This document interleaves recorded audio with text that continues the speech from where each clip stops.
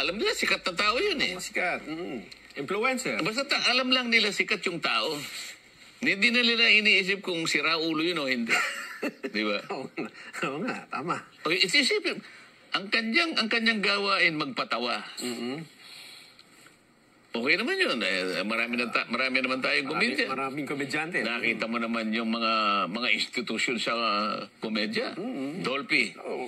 King of comedy.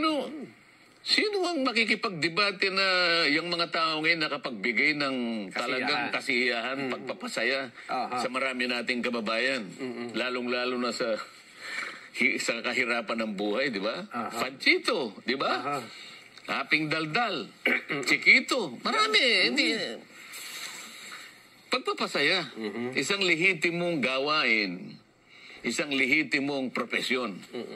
At talaga naman kailangan ng isang lipunan. Alam mo naman, puro lang tayo kalungkutan naman. Hindi naman pa pwede yun. Wala bang, di ba? Oo. Pero kapag gumawa ka ng isang bagay, pinilit mong magpatawa, para alipustahin mo ang kapwa mo. At the expense of others. Di ba? Pangalipusta, panlalait.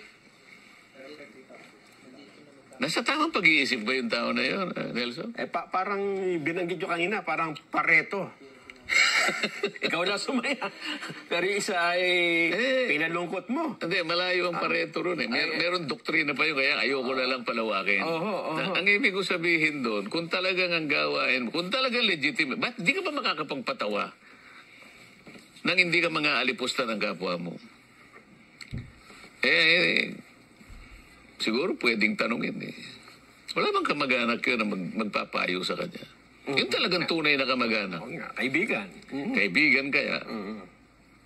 Nakakaawa eh. Di ba? Sino bang tao ang masasabi mo na walang kapintasan? Lahat naman ng tao. Tama naman. Pero huwag mong gagawing katatawanan. Huwag mong gagawing katatawanan yun eh. Lalong-lalo na ikaw ang pinakamaraming kapintasan. Halimbawa. Sa bagay, siya nga, may problema sa sarili niya eh. Hindi niya malaman kung lalaki siya o babae siya. Problema yun. Alam mo, sa psychology, ang tawag doon yung cognitive dissonance.